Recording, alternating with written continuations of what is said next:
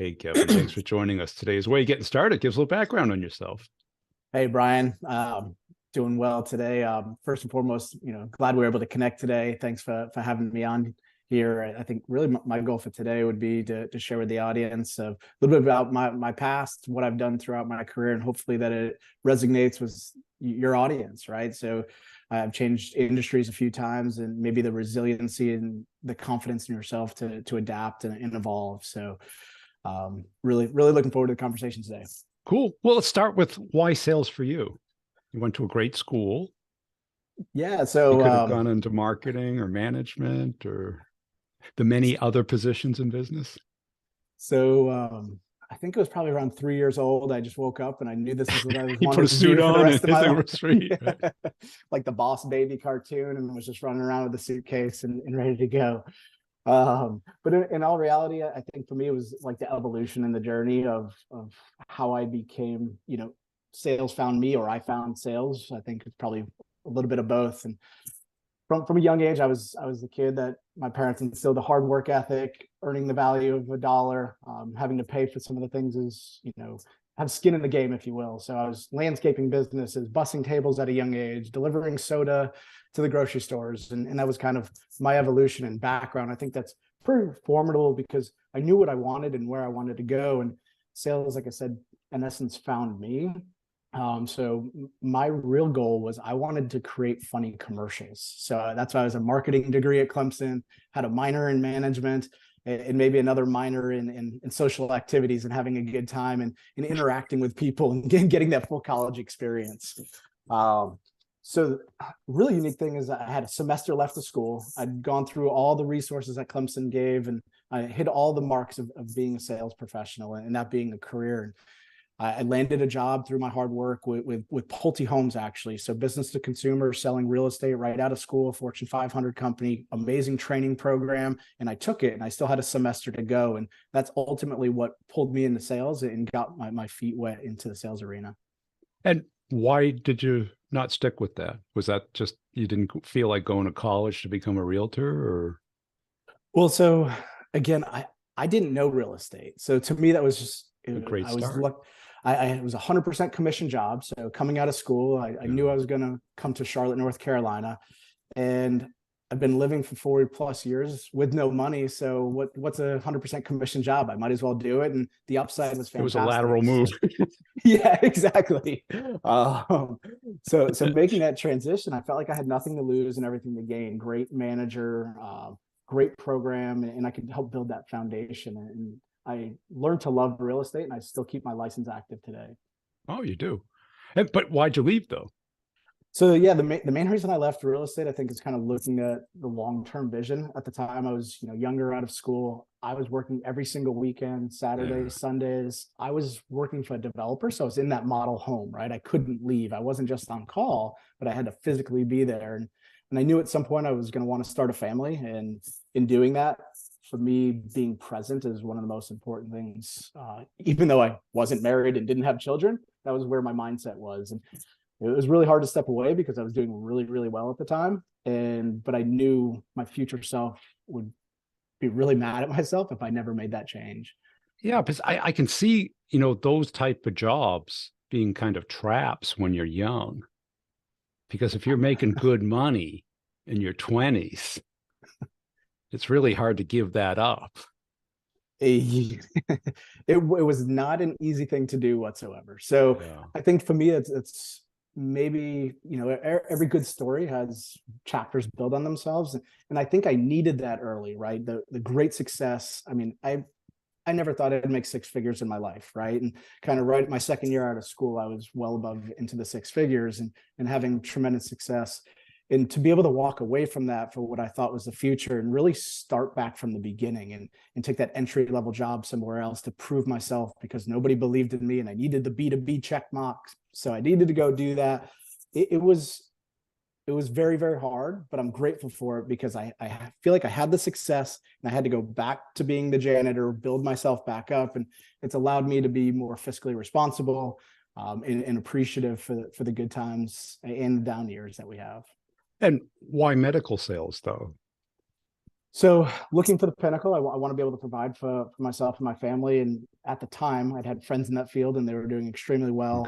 I Yeah. looked at it as the pinnacle of sales at the time. So being in the operating room was really where I'd set my focus in getting there, and and went after it. And again, I went from real estate. I worked at Cintas for a short period of time to get the B2B check mark. I went Yeah. and worked at a lab collecting urine samples to go get in the medical field. So I was That's that's not on my LinkedIn. I left that out there, but uh, and there's then I no took the videos of that.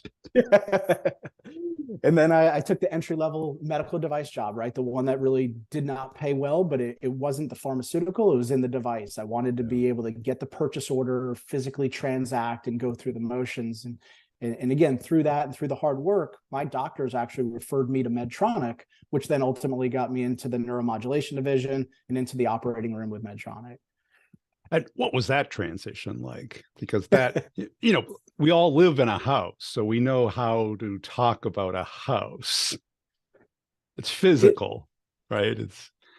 But then you go into medical where you have zero medical experience, right? it was. So I think, one of my rules I always have is never say no to yourself. And that was part of it. Like I knew where I was going and how to get there. And a lot of times you're in the storm and it's hard and it's challenging. But I always knew I could come out the other end. We've all had the adversity and the stories in our life that we've kind of been able to overcome. And for me, mine was a learning disability at a young age. So, reading, writing, comprehension were extremely challenging for me at a young age. Be able to manage that, working and being an athlete to get through. I always knew that I could get through and just kind of believe in where the end state is. And so yes, I had a marketing degree and I was in the operating room telling surgeons, potentially helping them read x-rays and where to put things and helping the nursing staff and what comes next and making sure the efficiencies and trainings. So the challenge from there again was betting on myself. I think it goes back to the hard work that was already laid at a young age and putting in the time, right? Being able to say words like post prostatectomy. It's a tongue twister just now for somebody who has trouble reading and writing. It was at a young age. It was a very, very challenging time. I felt like I was intimidated by doctors because I was a marketing degree that, I was maybe below them, if you will. So ultimately gaining the confidence and getting over that was a really big stepping stone for me in my career. And was that the hardest part of it? Was just getting over the self-doubt? Because I can't imagine doing that. I couldn't either until I decided I was going to do it. Right. Yeah. So I think you can do anything you put your mind to it. And we have that resilience built into us. So you're always going to have that self-doubt no matter what it is, whether it's IT, selling real estate. The first time, I still remember the first house I sold, right? You're always going to have that, but ultimately betting on yourself and never saying no to yourself. Other people can say no to me all day, but I won't say no to myself and be able to kind of push through that. So right, the long hours, the studying, working with the surgeons, right, building the relationships, really trying to be a professional and an expert in that field so I could be a thought leader, and again continue to bring value to the customers and prospects. And so how long did it take you to get good in the medical thing? Because I got to imagine that's, the house and real estate, it's tangible, it's logical. There's a million ways to learn about a house. Medical Then sales, it's like, well, it's obscure, it's a whole different language. Uh, people, there's not much out there about it that's entertaining. I mean, there's lots of medical stuff that, I got to imagine it's a lot of slogging trying to understand this. What do I need to learn? What do I not need to care about?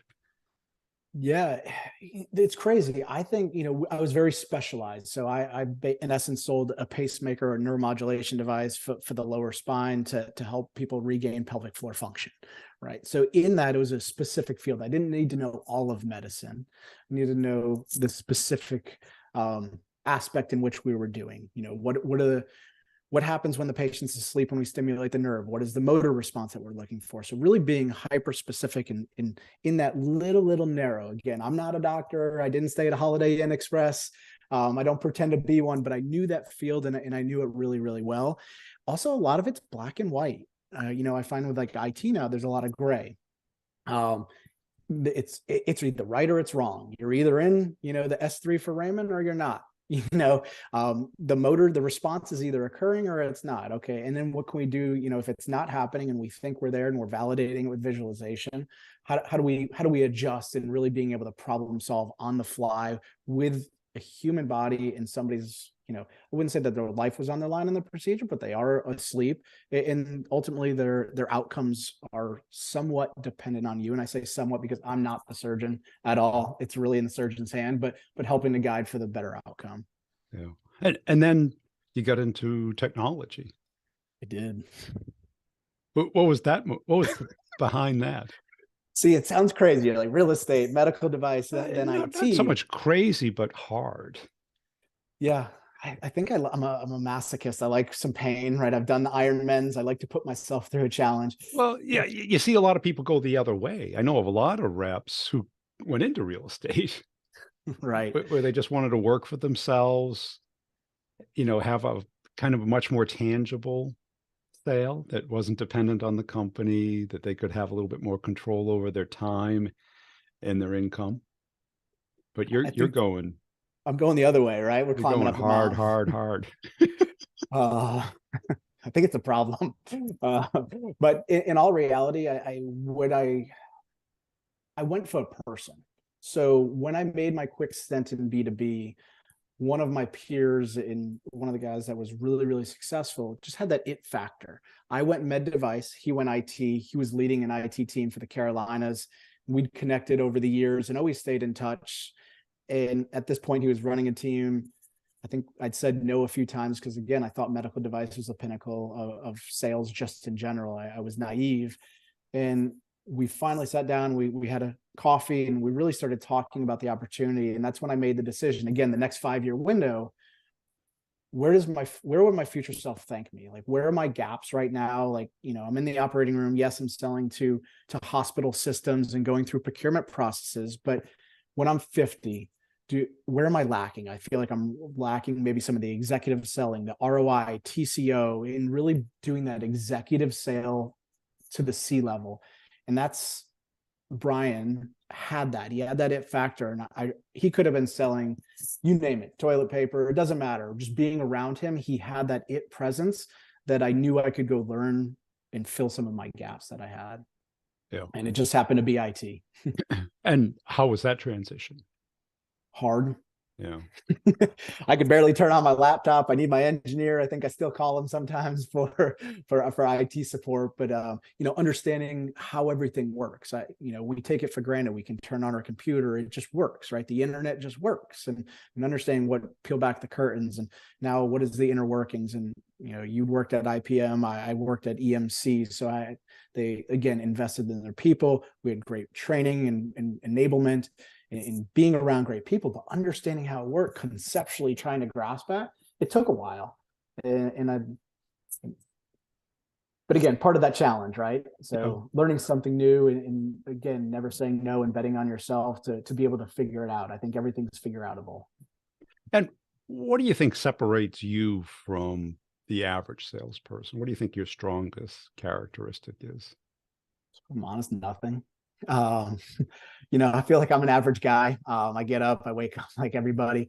I think I do things very intentional. I think showing up is probably one of the biggest things that we find in sales is really showing up. What do you mean by everyone shows up though, right? Yeah, like being intentional, right? So like starting with the end in mind. So for me, 2019, I had almost a life-threatening event, and it's really caused me to look at life with the end in mind and at an early stage. Could end tomorrow for any of us, but really taking that approach in everything in life, right? The 5-year approach when I went from real estate to medical to IT, it was never today, how much will I make this year? It's more in 5 years, am I going to be better and improve? So I think having that mindset of the continuous improvement, I think thinking with the end in mind versus maybe the shiny object in front of me is one of my strengths. I think also never saying no to myself, not being afraid to try new things. And now that you got me talking, I would say probably the third one is action. I'm a really big believer in like ready, shoot, aim. right? There's you said it on one of your podcasts. You can do sit-ups. You know how to do a sit-up, but it's not going to make you strong. You got to actually do the sit-up. Do So the work. Yeah. we get stuck in analysis paralysis. I think that taking action and doing it quickly, to go learn empirically. I think those three things, now that we talk about it, would probably maybe, I don't know if they separate me, because I think a lot of people do those things, but those are things that I'm intentional about. Well, I think salespeople, and this is becoming incredibly visible to me, is that they're comfortable if they think, if they know how to sell, or they know the product, they know the market. But like the sit up, knowing how to do the sit up is 1%. Right. No one ever got six pack abs by knowing how to get six pack abs. Right. You read a book on it doesn't mean It does. You could what if you just did one exercise, you will get six pack abs. Yep. But you got to do the exercise and Yeah. not eat all that good stuff you love. Yeah. It's like the silver bullet. We want the silver bullet, and the silver bullet is the hard work, right? Yeah, and I think a lot of sales is like that, where people, well, I know how to talk to CEOs. It's like, okay, when was the last time you did it? And what are you going to say? Well, tell a story about how other people do it. And it's like, okay, tell that story. Well, I'd have to prepare and think through it. And it's like, okay, so it is the owning of it. Yeah. Yeah. The owning of it. And I think that falls into, it makes me think of like, with all the changes we've had in the world, right? I think we all have our lives, but like it really brought a lot of things to light, is really control the controllables. There's so many things out of our control, whether it be, we think about the pandemic and what happened. You can't control some of that. And a lot of people can get wrapped around the axle. The same with sales, same with life, is like, what's the small amount of things that I can control? Yes, we're gonna chit chat with our buddies about some of the other stuff and have some good conversation. But at the end of the day, when we're focusing in, like, what can I impact? What can I control? And how do we shut out the noise and focus in on that small circle? And I think that's the most impactful. Yeah. And how do you keep that focused though? That's, I think a lot of people say that and then they complain about the economy, their manager, their territory, their product. I'm not perfect, so I'm not gonna pretend to be, but I'm intentional again, right? Like sometimes you catch yourself drifting, and it's knowing that, and that, I look at my goals, I look at my intentions, and I read them on a regular basis. So as I find myself drifting, doing that on a weekly basis, it pulls me back in. And for me, control the controllables. I know when I'm getting out of my lane. I know when I'm wandering and meandering. And sometimes the power is, it's okay to do it. Just catch yourself and bring yourself back in. And what's your weakest sales characteristic? So for me, I talked about having a learning disability at a young age, is writing the emails, right? So like, the processing, and sometimes it's a simple thought. That's why I like some of the video stuff today, because I feel like I can communicate appropriately via spoken word. But Yep. sometimes putting that same, if I write how I talk, sometimes it's not grammatically correct. So using tools that help me with that. But for me, that is probably my biggest challenge, is the written word, but easily overcomable.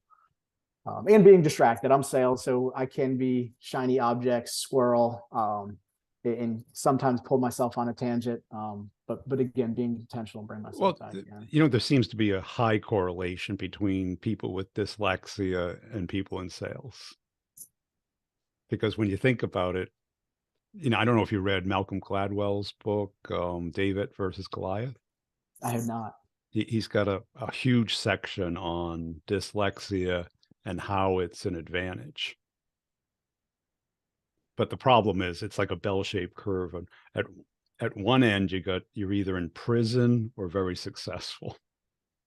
I believe it. And there's really not much in the middle, because It either people can't figure out a way to make it in society, or the way they figured it out, they're so good at it that they don't need the written word anymore. They don't need to read anymore. They can audio. Yes. Yeah. Right? Especially today. Right. Absolutely. And I think from my aspect, the biggest thing was that used to be what I would consider my biggest weakness. I call it my superpower today. My ability to hyper focus, to understand like my strengths and some of the weaknesses. And at a young age, I'm blessed. I had, phenomenal parents. My mom gave me a book probably when I was in like sixth grade, and it was called Soar with Your Strengths, right? Michael Jordan, LeBron James, pick your Tom Brady. He didn't spend his time on his weakness of playing the piano. He went where his strengths were in terms of playing basketball and football, and that was where his greatest ROI, and really doubling and tripling down on that. And when you look at other salespeople, what do you see as the difference between the very best and kind of that middle of the pack, like that person you mentioned? So probably a couple things, right? I think, and look, I think none of us are as good as our best years, and none of us are as bad as our bad years, right? So we all have our ups and downs, and that's part of the game in which we play. And again, we're betting on ourselves. But I think the consistent reps that are successful long term over their career, again, I think they're intentional. I think that they take action. A lot of the same things I talked about. They're focused on controlling what they control. They don't get pulled into the spin zone of, hey, my quota got chopped up, this, that, or the other. Like, it happens. Like, it's head down, and sometimes that number's so big and it, but you go after it, right? And you control the controllables. You can't control the quota given to you, but you can go control your efforts to go bring in as much value to your customers and revenue as possible. And then I also think one of maybe the unique things is your approach. Like, I'm a very yin and yang. I think it's right and it's wrong. Like, I'm not an absolutist. I think if it's right for you and it works, do it and go with it. Don't try to be somebody else. Be yourself, and like, have fun. Like, if you're having fun and you're being like genuine to yourself, it shows. People see it. You're not trying to, when I was in the operating room, I tried to be formal, dear sir and madam, and just be the formal person, because I thought that's who I needed to be for them to respect me. And my great mentor, Brian Wright, I mean, he told me, he's like, be yourself. People love being around you. And once I started being myself, I think that for me is when I saw kind of the uptick in my sales. Yeah. And how do you characterize that when you say be yourself? It's hard, right? But I think at the end of the day, it's understanding who you are to the core. Like, I know who I am. Like, one of my core values is being playfulness, right? I like having a good time. I think life's too short. Like, if we're not smiling and having fun. So like, if we're in a meeting, like, yes, we have to be serious when we're serious and get to where we're at. But if we can't joke and that's for me, right? Maybe not everybody else is of that. Maybe that's not them, but it's understanding who you are. Like, what gives you happiness? What gives you joy in life? Like, and just be that. Like, if you can't be yourself in your everyday work, like, you need to go get another job. Like, because we're working so much. So I think it's an inward journey, and it doesn't necessarily happen over time, but it's something you have to take time and invest in if you really want to figure it out. And trust me, I'm still trying to figure it out. Well, I think a lot of people, they hear about being authentic, but everyone says, well, I'm a sales rep. I have to act like a sales rep. And I tell people that's the worst way to act. That's why I love you. Your videos are great. Don't act like a salesperson, because you will get treated like one. Right. And what does that mean? When people don't call you back, that's being treated like a salesperson. Because if they enjoy talking to you, they might want to call you back. I agree.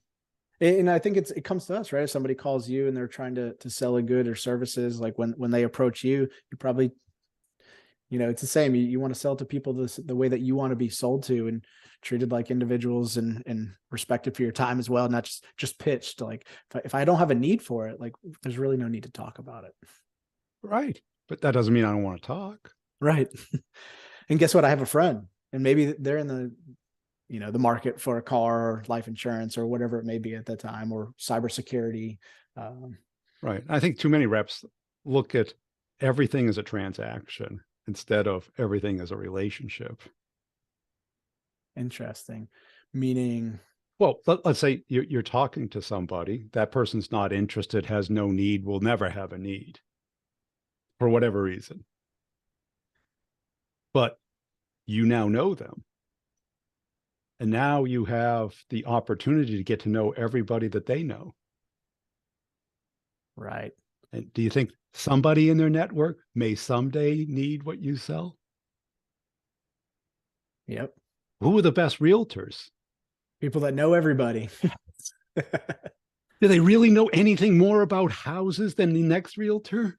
Connecting dots, right? Putting the right Yeah, people in the right scenarios right. together. People want to buy a house from somebody who's going to help them, that they can openly converse with, ask tough questions, share their intent, and have that person take that intent through to completion. Do you get, and I ask this, do you get satisfaction out of that as well? Out of which? The relationship? Or, Yeah, and relationship and then connecting other people together. yeah, Yeah, same. right. Because it feels good to help people, innately. There's a dopamine hit when you help somebody. You ever help somebody at a grocery store who's trying to pick up something, or you let somebody through, cut in front of you? When it's your idea, it feels good. When it's their idea, they're cutting you off. Right, right. It's so true. Yeah, that satisfaction is phenomenal. Yeah, Connecting two people together. and who are you most likely to help? The person who's pounding you with emails and phone calls, or the person who opens up with a joke or an observation about the day or something about you? Yes. No, How's that I. hard?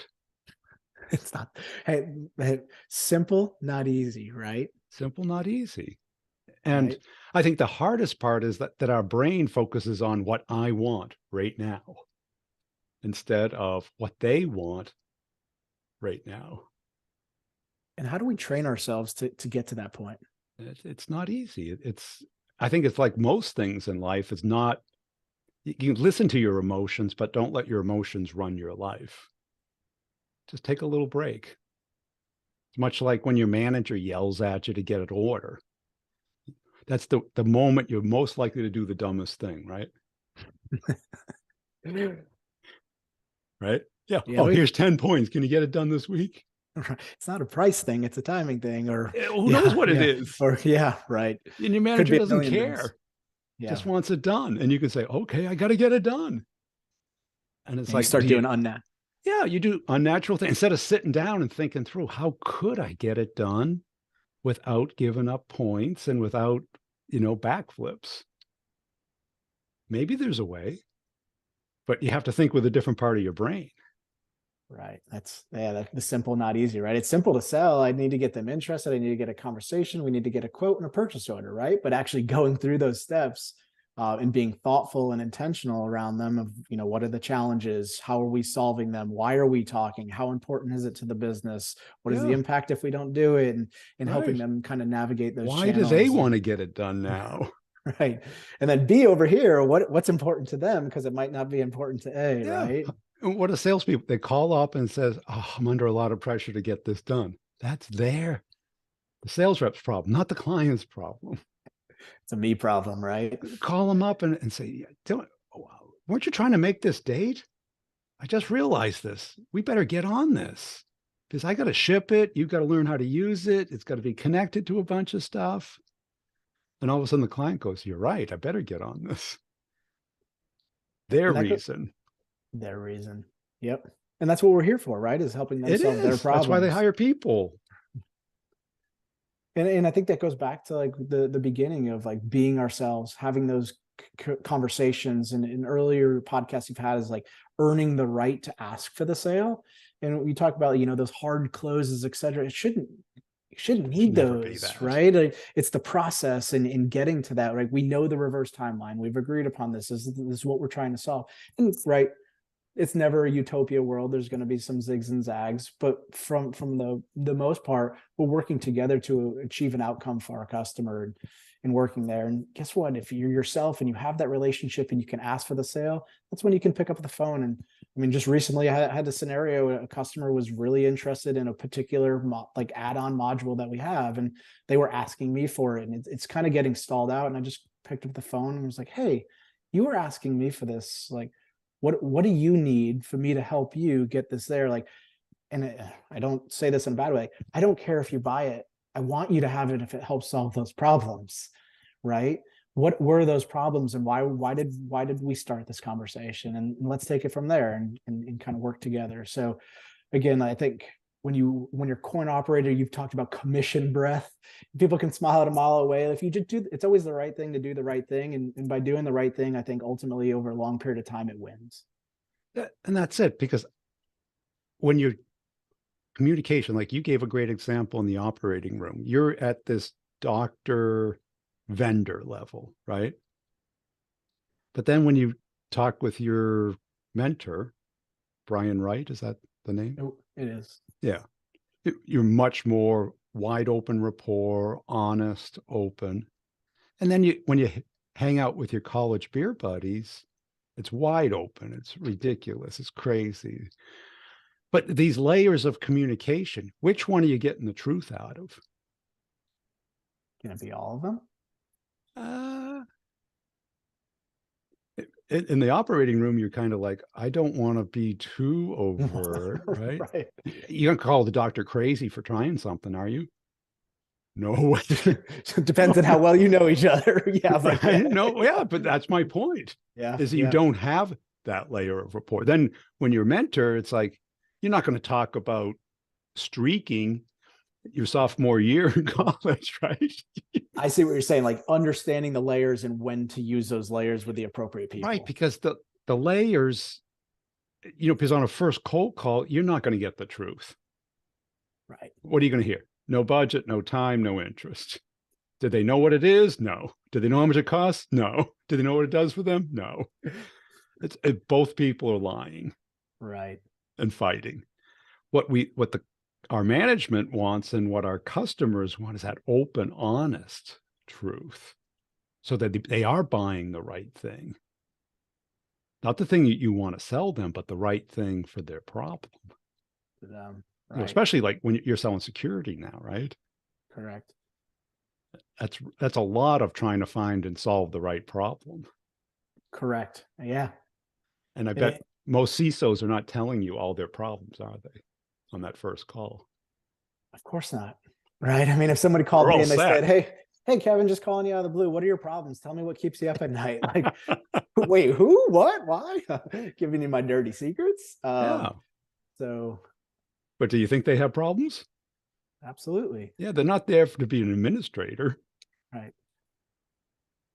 Yeah, I mean, our networks and organizations are living, breathing organisms that change and evolve on a daily basis, and trying to prioritize from a risk level and where do I approach and how am I tackling that, and that's kind of their strategy, and then again, how do we fit within that strategy to either help them reduce the risk, improve their reduce the risk. How do we help them like create operational efficiencies? How do we maybe speed up time to market other initiatives they have? Like one of the big things we work with is like zero trust initiatives, and there's a million different steps, and it's a framework and not a tool. But one of the recent deals we did is was committed to the board, and we were able to prove to them that we could help them expedite that process with the visibility that we're able to give, and then post once it's done to help continue to have eyes on it and continuously monitor to make sure that it's being enforced. And that like specific use case for them was the time, right? They didn't care about maybe what we do today is like the network detection and response. They cared about the time of this project because the board cared about it. And latching onto that and giving them what they want, right? And it takes a lot of trust building for them to share that with you. Because typically they're not going to share anything unless they have to. They get something back. But once you find out the time is critical, now you have something to work with. And don't you find like sometimes getting that trust is where a lot of people miss, like you said, the transactionalness and they being act like genuine. a salesperson, like a store clerk trying to push, the extra warranty that the customer doesn't need, doesn't want, and has no interest in, but you get triple commission on it. So you really care about it. Is that trust or is that distrust that you're building? Yeah. Yeah. Closer to distrust, isn't it? What's that foundation? Yeah. And what are you building it on? And I think people forget that, and they think rapport is just talking about the weather, fishing, and sports. And no, it's much deeper than that. That's why they hire people. They're not hiring salespeople just to divide up the quotas and the labor. They hire people because people buy. From people. Yeah. And I think And a lot of people have lost that today. and I think looking at like the long vision too, right? When people are looking at that 90-day window, it's easy to do unnatural things, right? But again, I plan on being in this industry for a long time. My brand is my reputation. So doing something short-sighted, like that's detrimental. I live on referrals, and that's how we got to talk here was, a customer had referred me to speak with you. Like I live on referrals, I live on that brand. And uh, to me, that's short-sighted. And I think the customers see that and that comes through. Cool. Hey, I really enjoyed this conversation, Kevin. Where can people go to connect and follow you? I'm basic. I'm your LinkedIn. Just Kevin Bartlett. There's not too many of us. I think there's a rugby player over in the UK somewhere named Kevin Bartlett, but Kevin Bartlett, Charlotte, North Carolina.